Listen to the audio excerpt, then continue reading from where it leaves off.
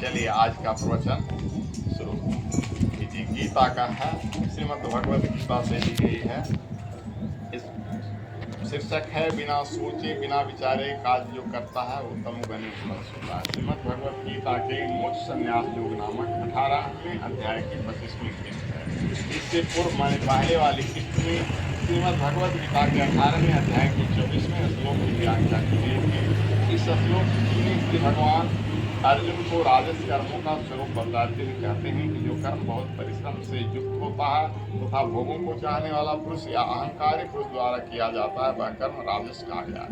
यह कहने का आशय यह है कि जब कर्म करने के पीछे की भावना यह है कि यह करने के बदले हमें ऐश्वर्य मिलेगा, आदर, सम्मान, प्रतिष्ठा मिलेगी, तब वह कर्म राजसिक कर्म कहलाता है। इसी के साथ ही भगवान शब्द प्रयोग करते हैं साहंकारेण, जिस कर्म को करने के पीछे अभिमान हो। साहंकारेण अहंकारेण, अहंकार विषय अहंकार की बुद्धि का भाव हो, यह कर्म उससे निहित आकांक्षा के कारण राजसिक कर्म बन जाता है।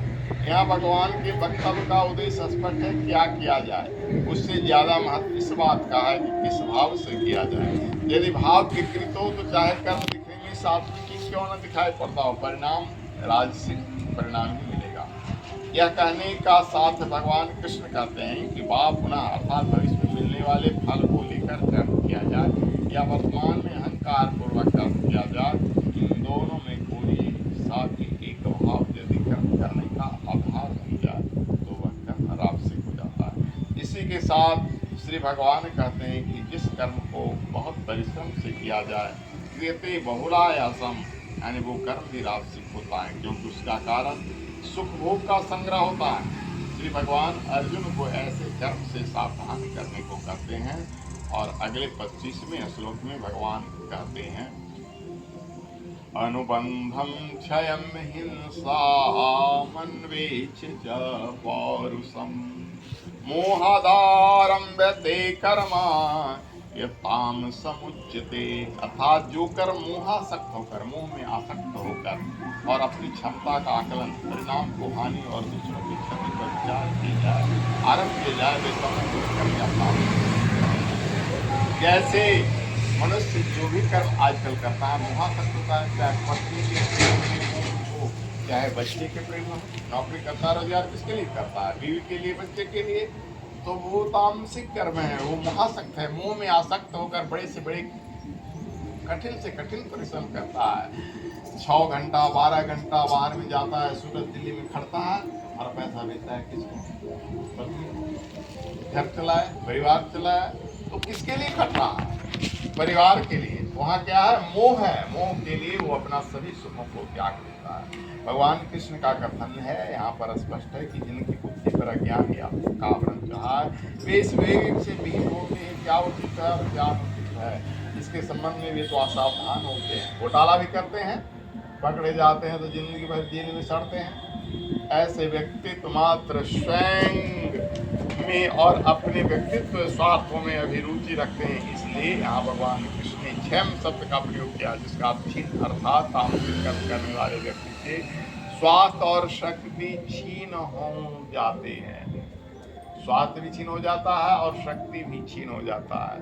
यहीं का एक यादव जी हैं, बम्बई में रहते हैं, बेचारे को क्या हो गया है, कब्ज हो गया है। सुबह 7 बजे हिलते हैं कपड़ा के मशीन पर और 8 बजे तक ड्यूटी करते हैं।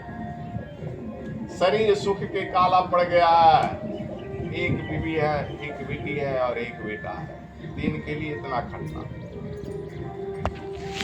तो मर रहा है और एक 3 का पालन कर रहा है।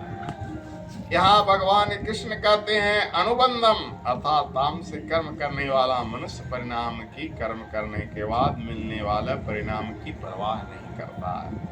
राजसिक कर्म करने वाले व्यक्ति भले ही इच्छा के वशीभूत होकर कर्म को करें, उसे परिणाम की चाप होती है, आदर, प्रतिष्ठा, अहंकार की पूर्ति, सही पर परिणाम प्राप्ति की भाव उसके मन में होता है।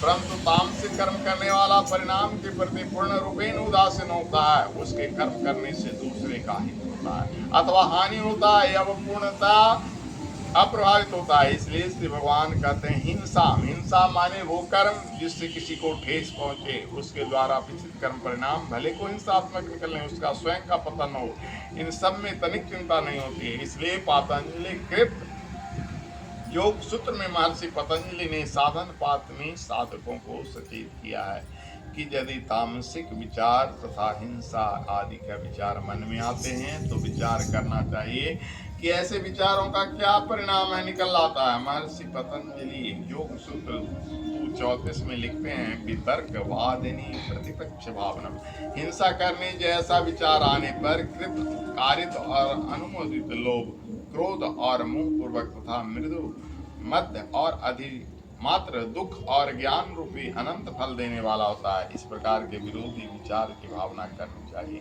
कहने का आशय है कि किए जाने वाले कर्म के परिणाम की चिंता करनी चाहिए, परंतु तामस कर्म करने वाले उसके परिणाम की चिंता नहीं करते हैं। ऐसा करने वाले वह यह परवाह भी नहीं करते हैं कि इस कार्य को करने ही तो मेरे पास कितनी क्षमता है, कितनी प्रतिभा है, कितनी पुरुषार्थ है। अन्वेक्षम च पौरुषम, वह सब देखने के बिना कार्य करना आरंभ कर देते हैं। सारांश में तमोगुण के प्रभाव से जो मनुष्य कर्म करते हैं उसके परिणाम, उससे होने वाले नुकसान प्रभाव स्वयं को सामर्थ्य का उचित अनुचित का ध्यान रखते हुए जैसा मन करे वैसा खर्च करता है। इस तरह का तामसिक कहलाता है। जैसे प्यार भी है तो प्यार में सहकार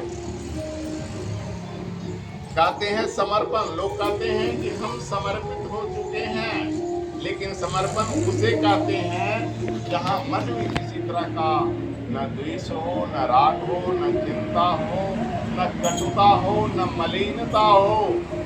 हर तरह से प्रियतम गोपियां अपने कृष्ण को रिझाने के लिए क्या से क्या नहीं करती थी। एक बार की बात है, भगवान कृष्ण ने पेट दर्द का बहाना किया और बोले कि कोई मेरे पेट दर्द की दवा तो ला दे।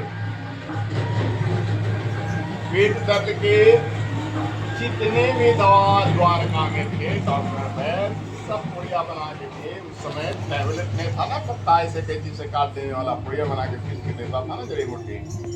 भगवान का पेट दर्द नहीं हुआ तो रुक्मिणी को बुला के बोली, रुक्मिणी हमारा 16,108 पत्नियां हैं, पूछो तो सबसे कोई मेरा पेट दर्द ठीक कर सकता है, कर सकती है? बोले भगवान कैसे पेट दर्द ठीक होगा? तो कोई अपना चरण की धूल दे दे। तो सारी पत्नियां बोले कि प्रभु यह तो पाप होगा, आप पति परमेश्वर हैं, आपको हम चरण की धूल देंगे? भगवान नारद को पुकारे, नारद हाजिर हो। जी हुजूर। क्या कहते हैं स्वामी? नारद तू दिन रात श्रीमन नारायण नारायण कहता है, हमको पेट दर्द हो गया, तुमसे बड़ा भक्त तू धरती पर कोई है? क्या चरण धूल दे सकते हो? मेरा पेट दर्द ठीक हो सकता है? बोले प्रभु नहीं, यह पाप हम नहीं कर सकते हैं। भगवान उद्धव को पुकारे, उससे भी कहे उन्हें प्रभु ये पाप हुआ। तो भगवान नारद को कहते, नारद ये पाप कोई कर सकता है तो जाओ, कहाँ कर सकता है? ब्रज में जाओ राधा के पास जाओ, और राधा के पास जाओ और गोपियों के पास जाओ। उन लोग से कहो कि भगवान को पेट दर्द है और किसी के पैरों के नीचे से ठीक होगा। सारी गोपियां दौड़ी आई, राधा दौड़ी आई और बोली कि कितना चरण धूल, हम तो धूली में रगड़ रगड़ के पैर को आप लाइए तो बर्तन हम देते हैं। कितना धूल चाहिए भगवान को? नहीं, एक खटिया नहीं, बस थोड़ा सा दे दो, भगवान उसी से ठीक हो जाएंगे। तो नारद जी कहते हैं, गोपियां राधा अंजाम जानती हो? तो नहीं, अंजाम क्या? तो तुमको नरक में रहना होगा। भगवान है, त्रिलोक के स्वामी हैं, ईश्वर हैं, उनको तुम चरण धूल दे रही हो, तुमको नरक भोगना पड़ेगा। परिणाम जानती हो? तो राधा क्या बोलती है? बोला नरक एक जीवन क्या, करोड़ों जीवन भी नरक भोगना पड़े, लेकिन फोन सत्संग में इतना मत किया करो। करोड़ों जीवन भी फोन आया तो अलग होकर बैठ के किया करो। करोड़ों जीवन भी नरक भोगना पड़े तो मैं तैयार हूं। तो प्यार क्या कहलाता है? प्रियजन, प्रियतम खुश रहे जैसे भी, उसकी प्रसन्नता आनंद जैसे भी हो। राधा कृष्ण को निरोग देखना चाहती थी, राधा कृष्ण को स्वस्थ देखना चाहती थी, चाहे उसके लिए उसे पाप क्यों न करना पड़े, पाप पुण्य में नहीं पड़ते हैं। बोलो वृंदावन बिहारी लाल की जय।